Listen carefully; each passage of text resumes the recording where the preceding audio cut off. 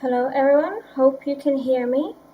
If you can hear me, can you please write down in the comments so that I know that people are watching.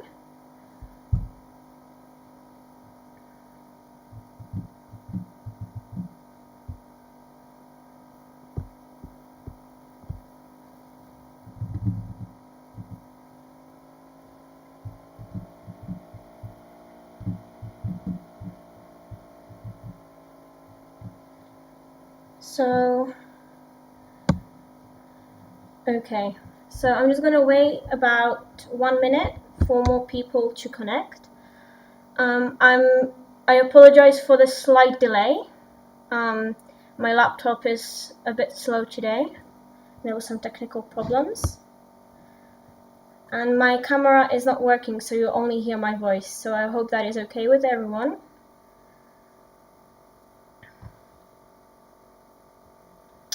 And if you can hear me, can you just write someone in the chat so I also know that the chat is working? If anyone has a question, then we can answer them.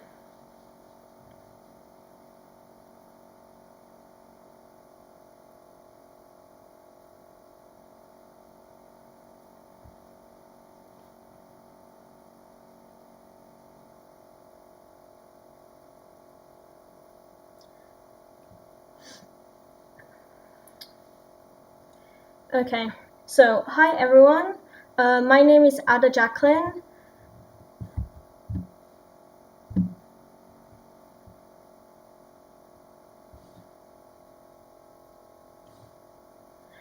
So my comment section is not working, but I will come back.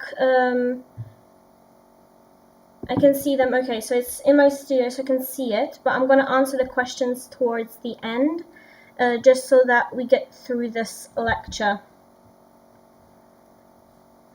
So today I'm going to be presenting 2 lectures. So last week your lecture got cancelled, so I'm going to be also just doing a summary for the upper extremity blood vessels, nerves, and lymph. And then we'll go into the main topics of the lower extremity and the joints. So I'll just get started. So with the nerves of the upper extremity. So for here, you need to mainly look at the brachial plexus. And the brachial plexus is a complex intercommunicating network of nerves. And it has the spinal nerve roots of C5, C6, C7, C8, and the thorax number 1. So there are 5 main nerves: the axillary nerve, the musculocutaneous nerve, radial nerve, medial nerve, and the ulnar nerve.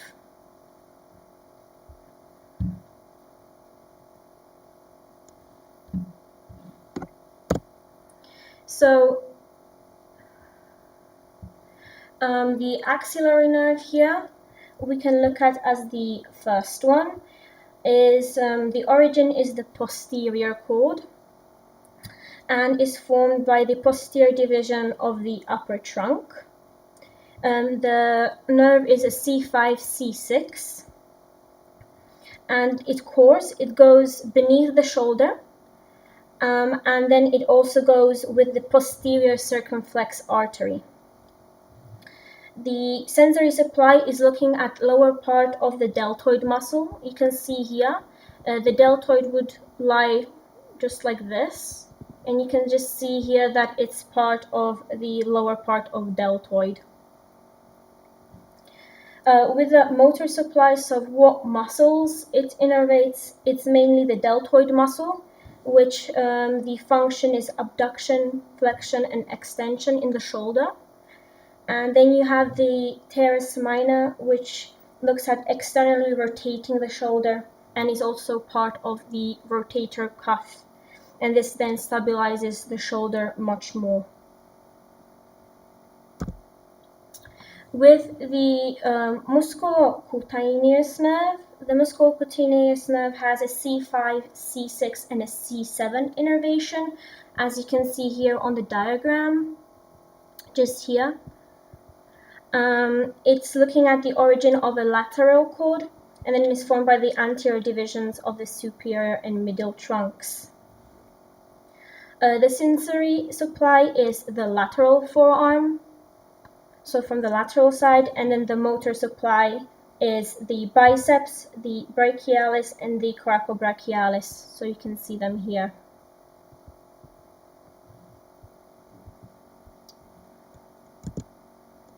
Now I'll just go to the median nerve. Now the median nerve's origin is on the lateral and medial cord, and the lateral root arises from the anterior division of the superior and middle trunks, and then the medial root arises from the anterior division of the inferior trunk. It looks at the C5, C6, C7, C8, and TH1.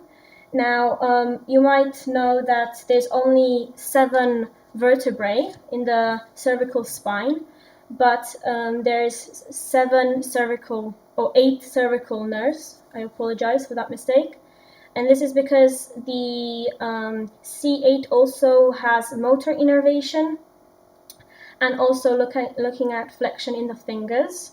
So the C1 looks at going from the front side of the first vertebrae, and then the cervical 8th nerve is looking at going from the posterior part of the 7th vertebrae.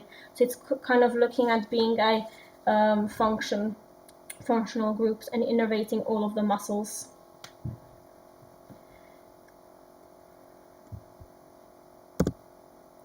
Now, with the ulnar nerve, it's looking at C8 and TH1, and it's looking at being from the medial cord of the brachial plexus and formed from the anterior division of the inferior trunk. And you can remember the ulnar nerve, and you can actually find it when you might have the dissection later on. That it goes and runs down on the medial side of the brachial artery. And then it also passes the medial condyle, so this would be the medial condyle. And then it travels to the anterior part of the forearm, so anteriorly. And then it goes and ends in the palm. So this way it looks at the sensory supply, which is going to be the hypothenar. Usually for the ulnar nerve, it's only looking at the little finger and half of the 4th finger, so it would cut off like this here. And then the median nerve would have the half of the 4th finger, 3rd, 2nd, and 1st finger. For the motor supply in the ulnar nerve, it's actually looking at the anterior compartment of the forearm, so flexor carpi ulnaris, and the flexor digitorum profundus. And then all the some of the intrinsic muscles of the hand, such as the interossei or the medial lumbricals. You probably did the muscles last week, so this is just a reminder of where the nerves would be. So now swiftly going to the vessels of the upper extremity. Okay, so as you all know, arteries carry oxygenated blood away from the heart, and then except for the pulmonary artery, which will go then from the right ventricle up into the pulmonary system and then back down. And then the veins carry deoxygenated blood, and they also have valves to prevent backflow. Capillaries here then take care of the diffusion of gases and carry the nutrients from the blood to the cells.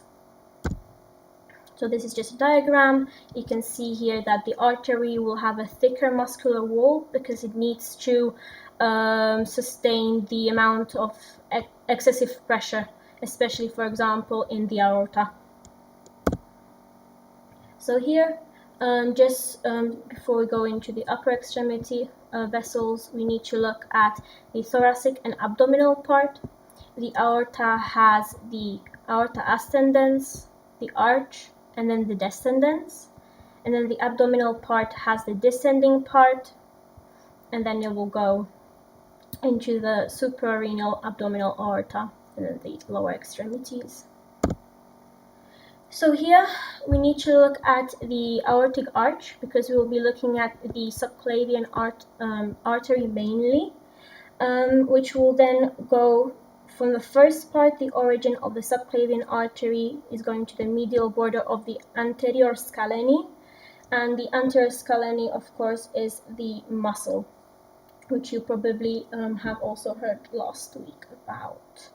Then the second part is the posterior to the anterior scalene. Sorry about that. And then you have the third part, which is the lateral border of the anterior scalene. So as you can see, at the lateral border of the first rib, the right subclavian artery actually enters the axilla. So you can see here the first part, what I talked about, the second part, and then the third part, which will then go down into the axilla. And this will lead us into the axillary artery, which has 6 branches. So the 6 branches then lie deeply, depending on where they are. And the first part is proximal to the pectoralis minor. The second part is posterior to the pectoralis minor. And then the third part is distal to the pectoralis minor, so as you can see here. So when we go down into the forearm, we have the brachial artery, which is the continuation of the axillary artery past the lower border of teres major. You can see here.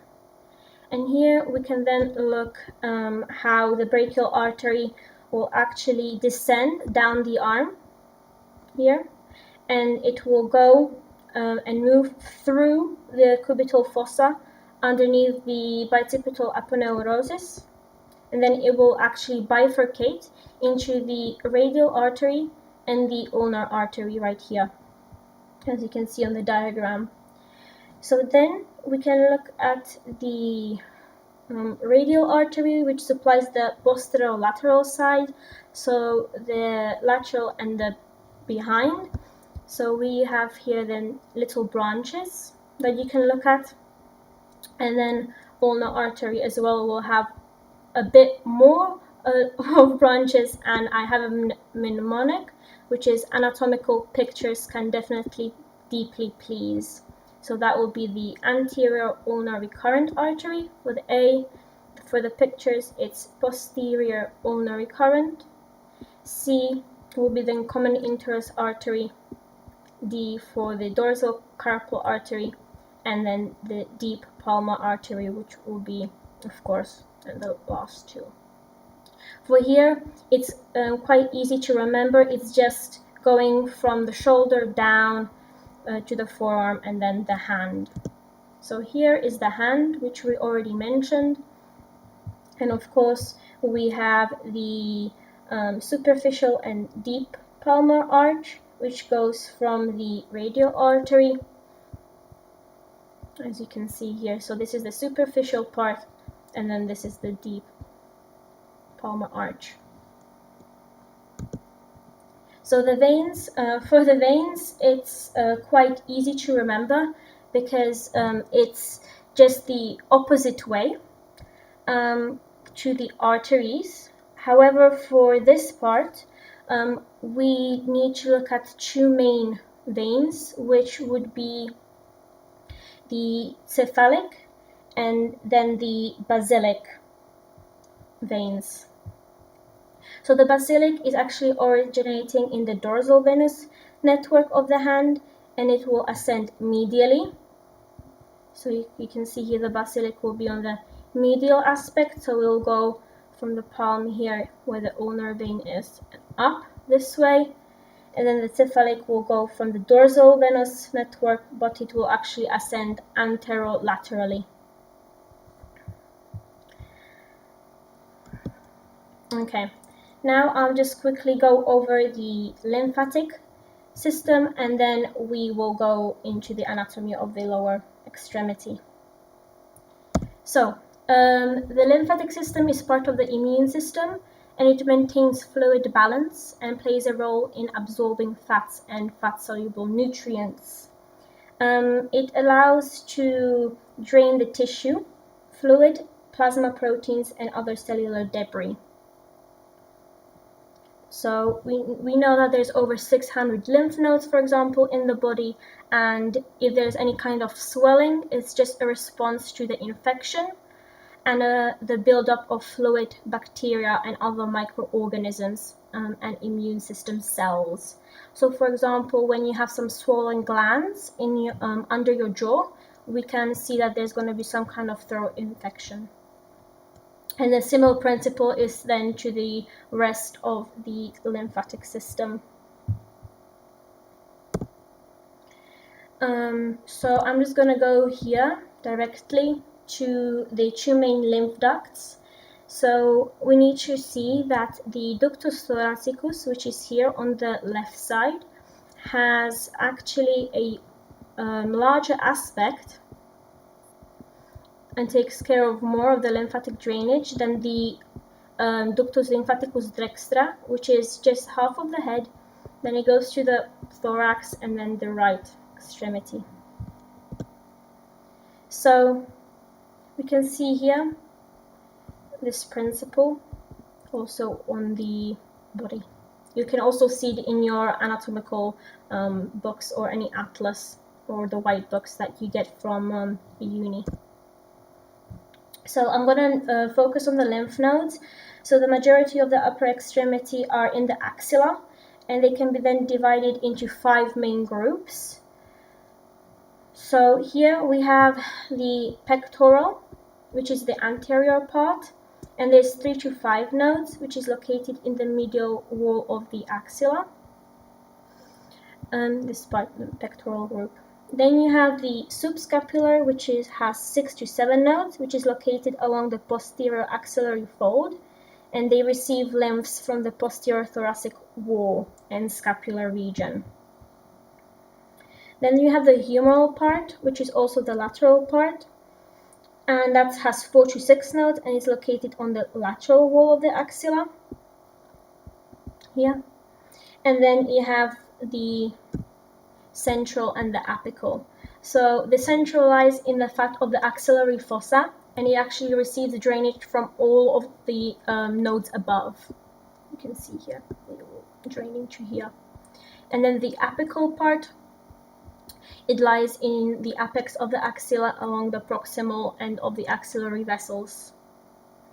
So as you can see that it will drain into the central nodes, which will then go into the apical lymph nodes. And then as it goes into the plexus lymphatici axillaris, we need to look back to the diagram if it goes from the right or the left upper extremity. So it will either go and drain directly into the ductus thoracicus, which is on the left aspect or the left side. And then if it goes from the right side, it will have to go first into the subclavian lymphatic trunk, and then it will drain into the right lymphatic duct. Okay, so that was just a quick summary of what the lecture was supposed to be about last week. So I'll give you about 1 minute just to relax, maybe get yourself a cup of tea or something, and we will get back onto the lecture for today.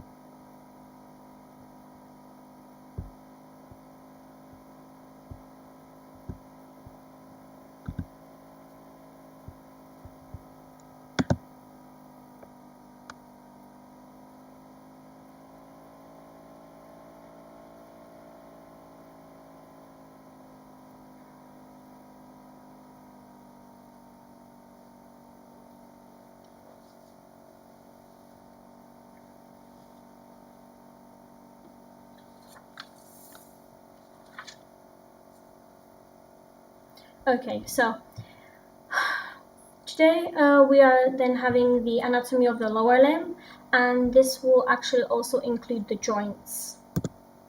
So the lower extremity in Latin is called the ossa membri inferioris, and as any kind of function of the skeleton, it's movement and support and protection. So supporting the body and the organs.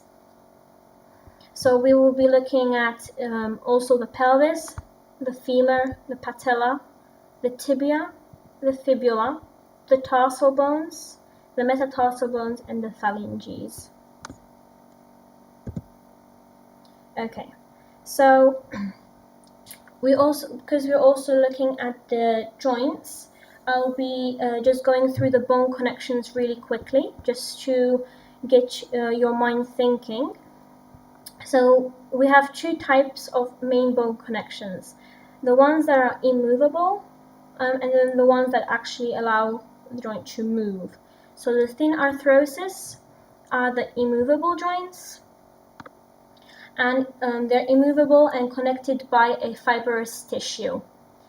The synchondrosis here is looking at bounded by cartilage, for example in the spine or the vertebrae, or the symphysis pubic, which is here. And then you have the synostosis, which is the fusion of adjacent bones, so by growth of bony substance. In this case, it actually can be natural, or natural, for example, through growth and development in a child, or it could be pathological, for example, in an ankylosis, where there is a stiffening, and then the bones will fuse, so there's going to be actually a restriction in that joint. And then we will be also looking at the diarthrosis, which is the movable joints. And in this case, the simple joints are when two bones join together. So for example, this is the shoulder or the hip joint. So you can see that one will fix into the other, which is the same case for the shoulder here. And this is the hip joint. And then you have the compound, which is the three articulations or more. So for example, the radiocarpal joint. This is also similar then here to the composed joint that I wrote, also known as the complex joint, which is seen mainly, or when we think about it's mainly the knee. And it has three articular surfaces and other than articulations such as the meniscus. So we'll begin with the hip joint. Now the hip joint here is a flat bone, and it has fused three bones after the end of puberty. So we have the ilium bone, which is also known as the iliac bone here, or os ilium, where it has the corpus, which is the body, the crista iliaca, and then it has the lateral surface. The fossa is also where the muscle will go into. And then you have the os ischi, again, which has the corpus ramus, tuber, and spina, and incisura. And all of these will have one or two muscles attached to it. And then the os pubis, which we can see here, has the corpus, which is the body, and then the ramus.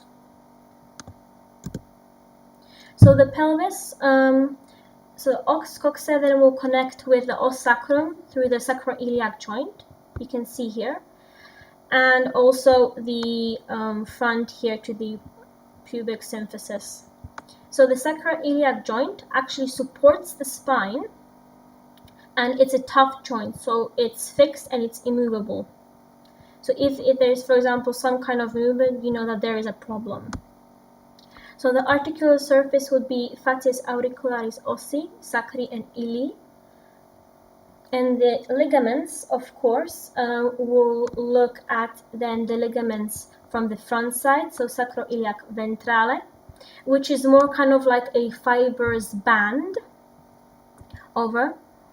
And then the dorsal side is more like a ligament, so you can actually see it well defined. In order to increase the stability in the pelvis, there's also the interosseum ligaments. And there's minimal movement. So, as I already mentioned in this slide back here, you can see here that it will go and fuse here through the symphysis. So the symphysis pubis is again a tough joint, but it has a cartilaginous connection. Here you can see that there's like a little cartilaginous disc or discus interpubicus, and the surface, of course, is the two pubis bones, and the ligaments is ligamentum pubicum inferioris, ligamentum arcuatum pubis, which holds from the bottom when the, for example, pelvis spreads then during childbirth in women. So with this, you can also see that women and men have two slightly different pelvises and shapes, and this is males have a higher and a much narrower pelvis, and it's more here you can see where the pubic symphysis is, that it has more of a V shape, upside down V shape. And then the females, in order to allow the newborn's head to pass through, which is at the beginning, the largest part, so it has more of a U shape. And you can see here that the newborn head can be up to 11.5 or 12 centimeters. Here the pelvis can also be a major or the minor. So the major will be part in the abdominal cavity, and then the minor will also be part of the organs, for example, the genital and the urinary system. So when we look at the ligaments, again, we can look at the sacrospinal ligaments. So the sacrum, which is here, and then the spinal ligaments, which is here, connecting the sacrum and the spine here. Then we have the foramen ischiadicum majus, where the muscle piriformis is. So you have the large and the small foramen. Then you have the sacrotuberale, which is from the sacrum and then the tubercle, you can see here, which is this one. Again, it's where it inserts into. And then the ligament sacrococcygeale anterius and posterius, again from the coccygeal, or from the coccyx in English. Okay, perfect. So now we'll begin with the femur. The femur is actually the longest and the heaviest bone in the body, and it acts as the site of origin for many muscle attachments and ligaments as well. It has a proximal, distal end and a shaft here, and the proximal part, here we can see the head, the neck, the greater trochanter and the lesser trochanter. So the head here will then articulate with the acetabulum of the pelvis, and this will then form the hip joint. Then the neck will connect the head of the femur with the shaft, and it's kind of like a cylindrical shape. And then the greater trochanter is actually lateral here. And then the lesser trochanter is smaller than the greater trochanter because it's also called lesser. And it projects from the posterior medial side of the femur. So it's just inferior to the neck shaft junction here, neck shaft here. As you can see here, you can also see that I wrote the intertrochanteric line. Now the intertrochanteric line is a ridge of bone, and it runs from the greater trochanter like this, goes down to the lesser trochanter, and then it goes and passes into the pectineal line. And then in the pectineal line is where the musculus pectineus will also insert into. The shaft then will actually descend in a slight medial direction, and it can actually bring the knees closer to the body center of gravity. I also have here written the linea aspera, which is this part here, which in Latin is actually called rough line, and it has kind of a roughened ridge. So for example, if you'll be in the anatomy lab, you can also try to palpate this roughened line, and then you can see that it's the linea aspera.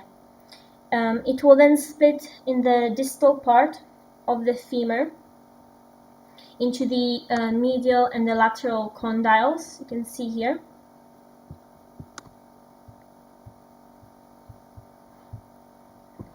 So if we look at the distal part, it's looking at having those large condyles, and if it articulates in with the tibia and patella, it will form the knee joint. The condyles themselves, here when we look at the medial or lateral ones, they're rounded, and the lateral one is a bit more prominent than the medial one. And this is just looking at the reason for the larger lateral condyle is just for the better movement than when the patella actually sits on top. And then for the medial and lateral epicondyles, which you can see from this side and this side, so this is the medial, this is the lateral, it actually changes. So the medial epicondyle is greater in the medial aspect and then smaller in the lateral aspect. And here is also where the medial and the lateral collateral ligaments will originate. You also have this intercondylar fossa, and it's a deep notch in the posterior surface of the femur. And the intercondylar fossa is located here, as you can see, and it contains the facets for attachment for knee ligaments, for the anterior cruciate ligament and then the posterior cruciate ligament. This is just a little extra bonus for knowledge, maybe later on. You have at the connection between the head and then the acetabulum, the normal angle should be 130 degrees. It could be plus minus 5 degrees, but not much more, because then it will change the name. So if it's coxa valga, the head and the neck of the femur and the shaft is over 130 degrees. And then if it's vara, it's less. And this is actually then can shorten the leg, and you can develop a limb. So your pelvis also will be rotated anteriorly. And this, of course, both of them could be either congenital, so from when you're very, very little when you're born, or then acquired, for example, due to a fracture or an operation. So the articulation of the coxa, here you can see that it's a spherical restricted ball joint. You know that it's a ball and socket joint, just like your shoulder. However, it's restricted, so there's not as much movement as there is in the shoulder. And this is mainly due to the ligaments. So the articulation will be the caput femoris, so you can't see it here, but it's right in this picture. And it will go actually into the acetabulum. Now the ligaments that I mentioned before, we have 3 main ligaments which we need to look at when we're looking at the lower extremity. And this is the first one, which is the iliofemoral ligament, and it's located here. It has 2 parts, the lateral and the medial side, and it could be in a shape of a Y. And it's the strongest part of the ligament out of the 3 that I'm going to mention. And it prevents hyperextension in the hip. Then we have the pubofemoral which is just here, you can see that it's between the superior pubic rami and then the intertrochanteric line of the femur, which is just here, but you can't see it because it's covered by the ligaments. This one actually prevents excessive abduction and extension. And then the last ligament is looking at the ischiofemoral one, which spans between the body of the ischium and then the greater trochanter of the femur. So it looks at the capsule posteriorly, here you can see, and it's kind of like a spiral shape. And also it helps preventing hyperextension. So some people, for example, gymnasts have hyperflexibility, and this is because their ligaments are more elastic. Some have it also congenitally or through stretching. Now we will look at the patella. So the patella is also known as the kneecap and is located at the front of the knee, which is also within the patellofemoral groove. Its superior aspect is actually attached to the quadriceps tendon and the inferior aspect to the patellar ligament. So this is actually part of the sesamoid bone, and the sesamoid bone, which is the largest in the body. So it kind of lies in between the tendon. So when we look at the bony landmarks, it has the apex, which is here, which is situated inferiorly and connected to the tibial tuberosity by the patellar ligament. And then you have the base here, which is formed by the superior aspect of the bone. And this actually then attaches to the, or you can see it here, attaches to the quadriceps tendon. So this is the anterior surface, you can see here. And then this part, both of these are looking at the posterior surface. We have the medial aspect and of course the lateral aspect. The medial aspect will articulate with the medial condyle, and then the lateral condyle is looking at the lateral facet. The functions, of course, are flexion and extension. And for the extension, it looks at enhancing the leverage for the quadriceps tendon, so the efficiency in the muscle itself. When we look now at the knee joint is a composed joint, so it's looking at three articulated surfaces with the meniscus, which I mentioned earlier. And it's a hinge type synovial joint, so it allows flexion and extension and a very, very small degree to both the lateral and the medial direction. So here the articulations are between the patella, femur and tibia, and please remember that there is no articulation with the fibula. So that's something that you should be aware of, that there is no femur which is articulating in the knee joint. So the tibiofemoral part has medial and lateral condyles of the femur, which articulates with the tibial condyles, of course, which is the tibial condyles, one part, and the second part, and looks at weight bearing. So the knee joint itself is looking at it's like a shock absorber. For example, during sports, when you're jumping or running, it kind of spreads out that force to create reduced pressure and try to prevent fractures from occurring in the bone. Then the patellofemoral part, of course, is looking at the anterior aspect and articulates with the femur articulates with the patella and allows for the tendon of the quadriceps femoris to be inserted directly over the knee.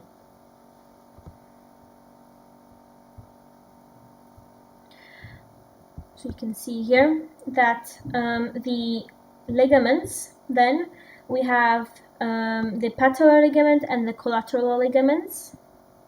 But maybe I should also say and start with that there's the intra-articular and extra-articular. So the intra-articular is found, of course, inside. So you have the cruciatum anterius, posterius, and transversus genus. And in this part, you have the anterior cruciate ligament attaching to the anterior intercondyle. And it then blends into the medial meniscus, so it goes like this. And then the posterior cruciate ligaments will attach at the posterior intercondyle, and it will actually ascend here.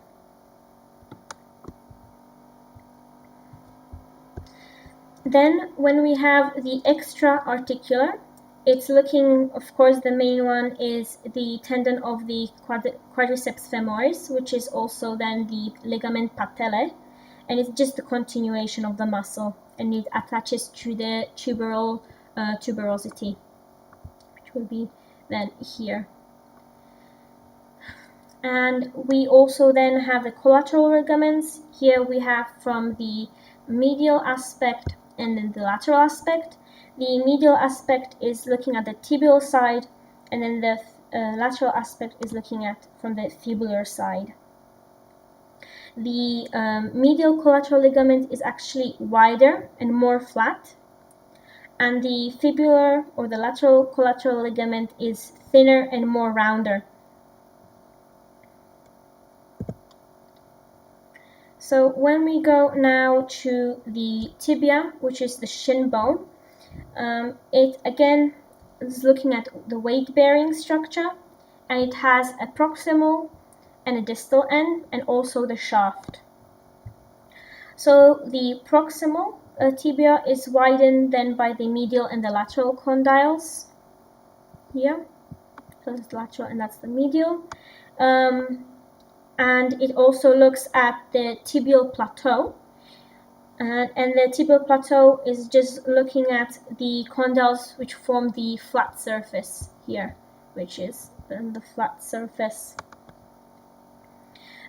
Between those condyles is actually a region called the intercondylar eminence, which you can actually here see from the posterior and the anterior view.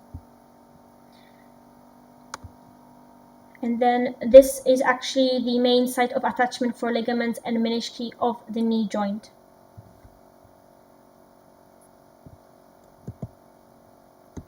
When we look at the shaft is a prism shape, and these has 3 borders and 3 surfaces. So it has the anterior, the posterior, and the lateral side. So the anterior aspect is palpable down the anterior surface of the leg or the shin. And it's actually, you can see here that this is the anterior aspect where the tibial tuberosity is, and you can also see it here. So this is like bird's eye view, top view, and then this is from the anterior side. The posterior side is marked by a ridge of bone called the soleal line, which is here, linea musculi solei. We're looking at this bone right now, this side. And you can see here that there's this fake line.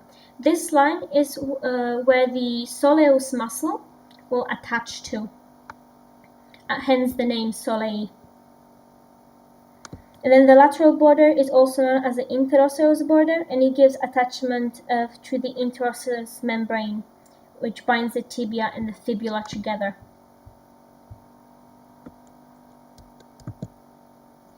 The distal part looks at the tibia, which will then widen, again assisting with weight bearing. And the medial, you can see here you have the medial, right? This should be the medial part, and this is the lateral malleolus, where the medial malleolus is a bony projection continuing inferiorly on the medial aspect of the tibia. And you can also see that there is a groove through the tendon of tibialis posterior, which will then pass. We can also see that laterally there is a fibular notch, where the fibula is bound here to the tibia, and this then forms the distal part of the tibiofibular joint, and we'll look at this later on. So the fibula, as you see, is not part of the knee joint, and it's located within the lateral aspect of the knee, and again it has a lot of muscle attachments, and its function is also not for weight bearing. So the tibia does the weight bearing, and the fibula looks at mainly the muscle attachments. So here we can already see that we have the caput, which is the head, then the body, which is the corpus, and then the distal part, which is the malleolus lateralis. You can also see down here, like little protrusion out. So it has three main articulations: the proximal tibiofibular joint, which will actually articulate with the lateral part of the tibia. It should be here. Then it has the distal, which means at the bottom, which will articulate with the fibular notch of the tibia. And then the ankle joint, which will articulate with the talus of the foot.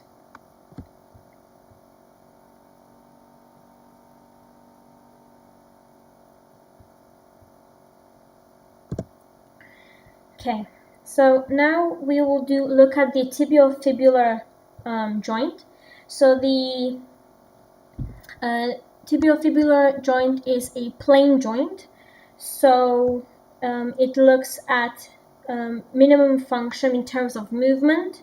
However, because it's actually looking now at the foot as well, it has a greater role in stability and weight bearing.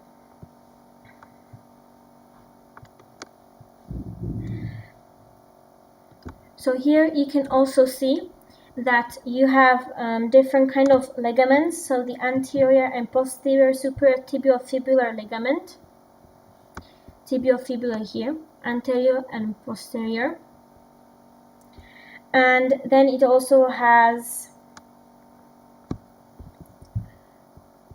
the capitis fibula anteriors and posteriores, which is then looking at the little sliding movement, but it's very, very slight.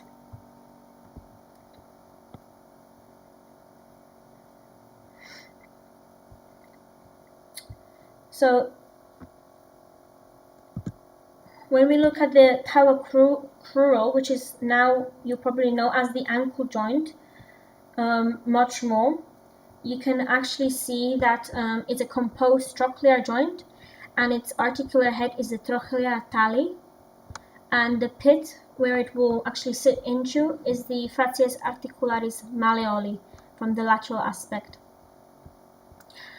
The movements is of course the plantar and dorsal flexion, where the plantar flexion is the posterior part of the talus, and the joint is actually less stable. However, in dorsiflexion, it's the anterior part of the talus, and it's actually more stable.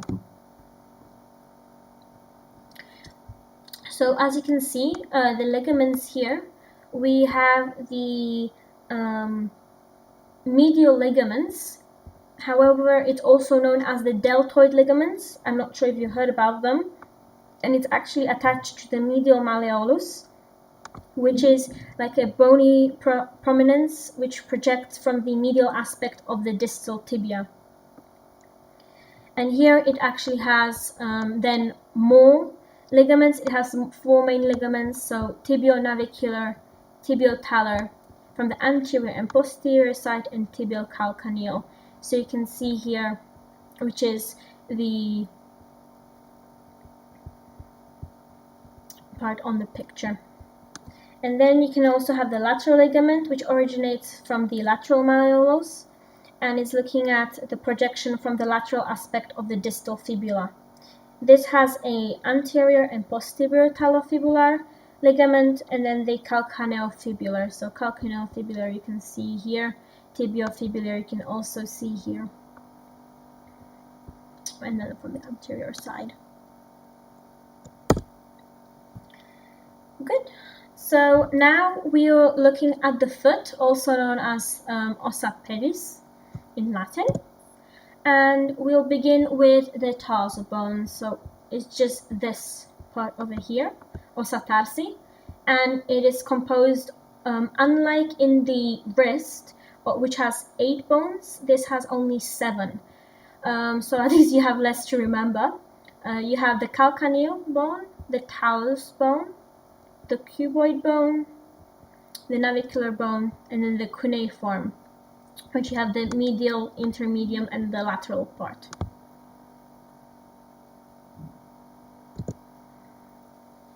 Okay, so the tarsal bones, I formed a mnemonic for it, for you to remember.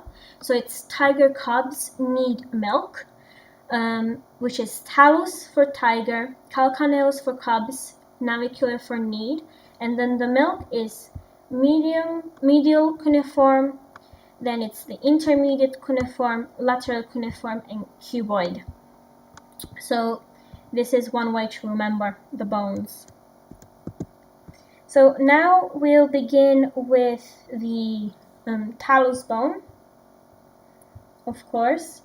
And the talus is the most superior of the tarsal bones, and it transfers the weight to the of the entire body, and it has 3 main articulations.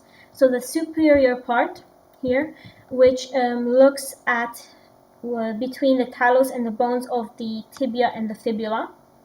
Then the inferior part, which is the subtalar, which is underneath, which is actually between the talus and the calcaneus.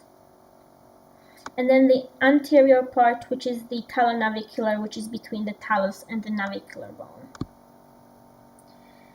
So its main function, again, is to hold and transmit the force.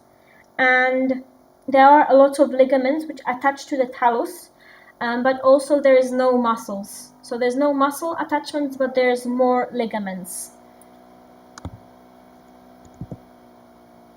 So this would be from the proximal part, and then the column, of course, is the neck, and then from the posterior side, or the distal side, sorry, is you have the talonavicular joint, which we'll also mention before, because each of these bones will then have some kind of joint or attachment to another bone. So the calcaneus is the largest tarsal bone, and it actually lies underneath the talus, and it's also known as the heel. Maybe you probably know that it's the heel, it's the common name. And superiorly, again, because it's underneath the talus, it's going to be subtalar, where the talo-calcaneal joint will be.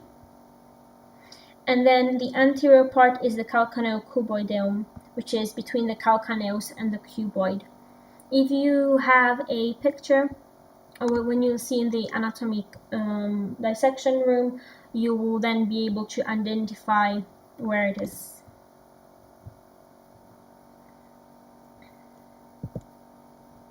So this is just from each of the sides.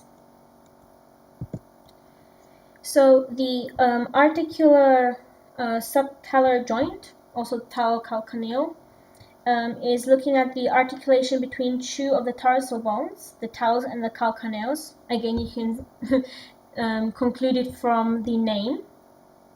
And it's a synovial joint, and functionally a plain synovial joint. So in this case, inferiorly, it looks at the posterior talar articular surface, and the superior surface of the calcaneus is the posterior articular facet. It's a lot of just memorizing 1 or 2 principles, and then depending on what bone it is, you can use it. So as you can see, that the ligaments here are the talo-calcaneal from the lateral side, from the medial side, the posterior, and the interoceum side. Sorry, I forgot one S there, that's my spelling mistake. Again, here you can see that the additional interosseum talocalcaneal ligament binds the talus and the calcaneus together. So it actually lies within the sinus tarsi, which is the small cavity between the talus and the calcaneus.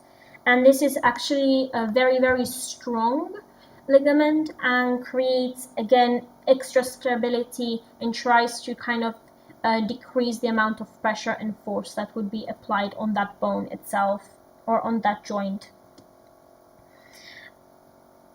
So here you can see that there's an eversion and inversion for movements. Now if you imagine your little toe in eversion will go out, so it'll go up, and if you're going in inversion, your little foot will go in. So now I'll be looking at the navicular bone, and the navicular bone again has the facies articularis talaris. So this is the navicular bone, this is the articulation, and then it actually is the convex part has the cuneiform bones again, which is surrounded.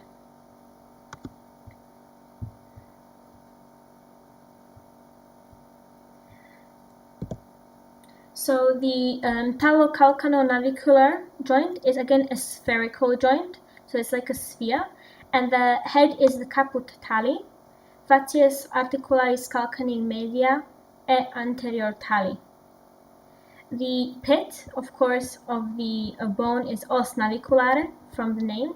Again, we need to divide talo, calcaneal, and navicular, so there's 3. And then the ligaments will be according also to the names. So calcaneo-navicular plantare and talo-navicular from the dorsal aspect.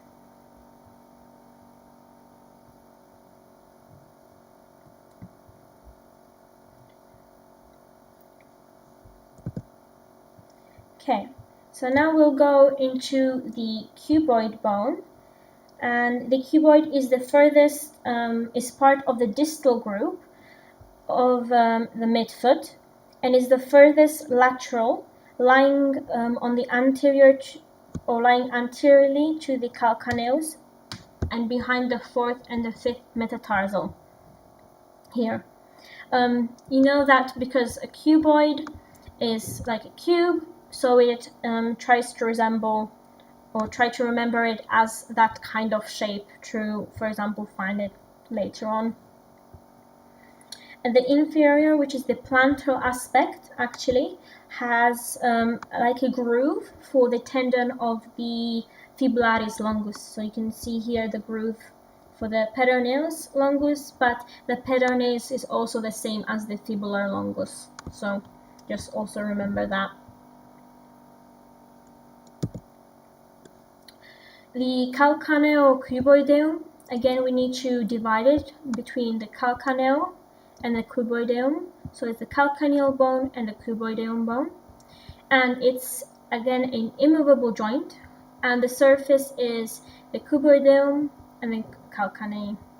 The ligaments will be the calcaneo-cuboideum plantare here, and also the plantare longum.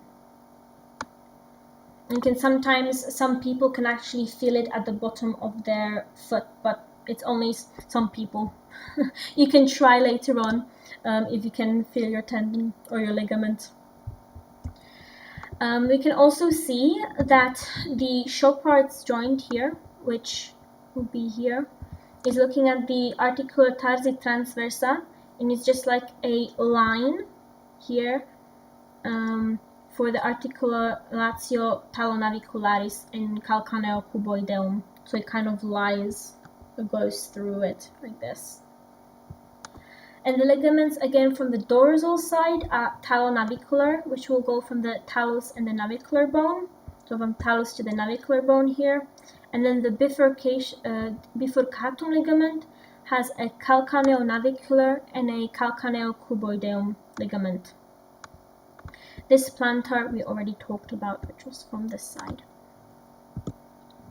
Now, the three cuneiform bones are the lateral, intermediate, or the middle, and the medial bone, and they are wedge shaped, so wedge. Where the medial cuneiform is actually looking at attachment points for the tibialis anterior muscle, partly also though the tibialis posterior and the fibularis longus. And then the lateral cuneiform is also a site for attachment for the flexor hallucis brevis. The cuneiform is also looking at the arch foot, so the transverse arch foot, which, for example, when you have flat feet, you can see that this will not be in its correct position because it will be flat instead of kind of forming like a little arch. You can see here it's kind of more like an arch shaped and it's not flat. Again, the cuneo navicularis articulation is a composed tuft joint, and it's connection of the three ossa cuneiform bones with os naviculare, os cuneiform between each other, and then also with the cuboideum. So here we can also see what I mentioned before, the ligamentum bifurcatum, here the calcaneonavicular and calcaneocuboideum there. They're just very, very little ones. And then the cuneonavicular dorsalia, plantaria, intercuneiform, which is in between, from the dorsal, plantar, and interosseum aspect, and also the ligamentum cuneocuboidum dorsale, plantare, and interosseum. And of course, you can probably, realize from your own trial that there is limited movement in the joints there. Now, the last part is looking at the metatarsals, which are located in the forefoot, which is between the tarsal and the phalanges, and they are numbered 1 to 5. You can see here 1 to 5, so 1, 2, 3, 4, and 5, and all of these have the basis, corpus, and caput. So proximally is looking at the tarsal-metatarsal joints. Then it's looking at the lateral, which is the intermetatarsal, which is between, and then the distal is the metatarsal phalangeal joint. So here we have the explanation just more, that the os cuneiform mediale, you can see that it's going to be from the first finger. The cuneiform intermedium and laterale is looking at os metatarsale, the second and the third.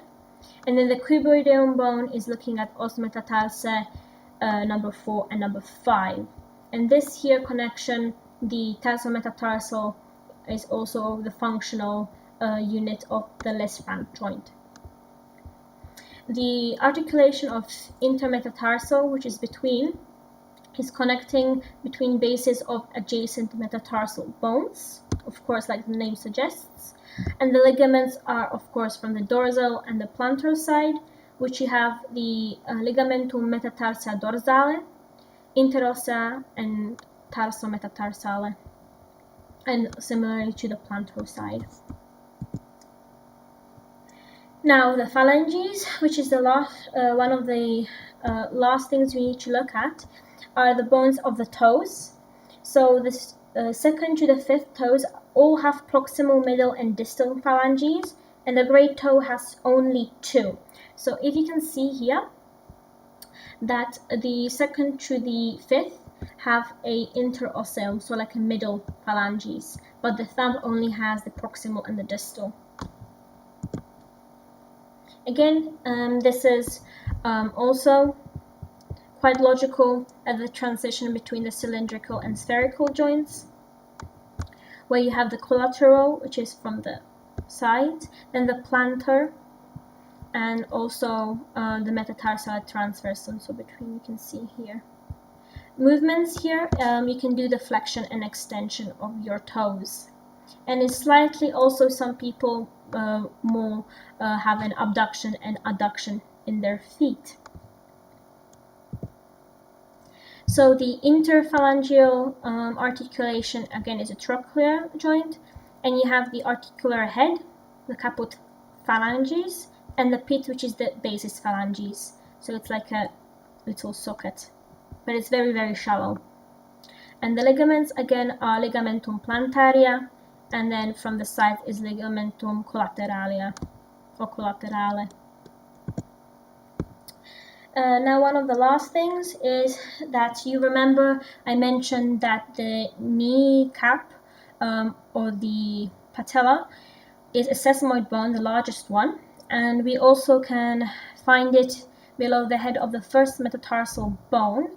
However, it's only found in about 10 to 30% of individuals, so you can maybe then see in the dissection room if you can find it or if you can spot it. And it's looking at the lateral and the medial metatarsophalangeal joint. So we can either find it in the first metatarsal and then sometimes also in the second and the fifth, which within the tendon of the peroneus longus. So thank you everyone for listening. I know it was a bit long and there was also extra stuff because of the summary. If there are any questions, do let me know. I'm going to check now the chat.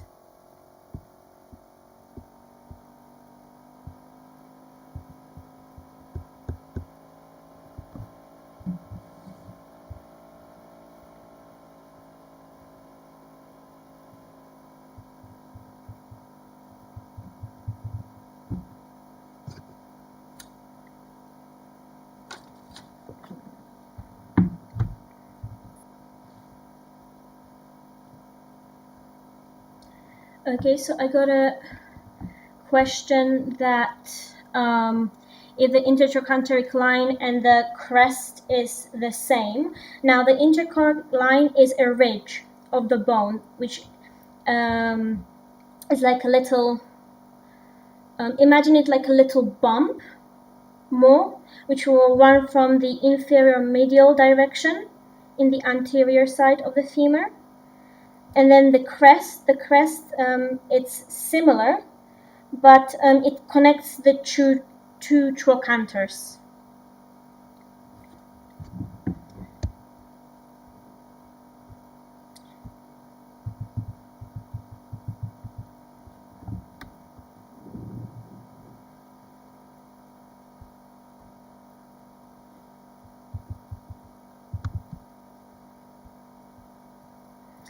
Alex, did that explain it, or should I explain it another way? Do let me know, because I want you to feel secure.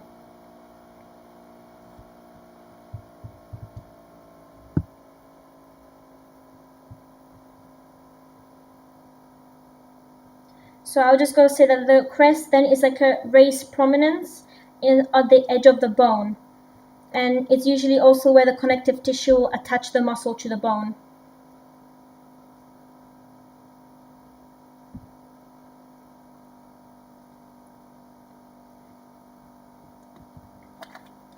Okay, so if there are no other questions, thank you very much all for coming, and have a nice, lovely rest of the day. Hopefully the weather will improve. And yeah, good luck everyone with your exams. If there are any further questions, do let us know. We're always very happy to help with any queries. So have a lovely, lovely Sunday, and I'll good luck everyone with your anatomy. You'll do fine. Bye everyone.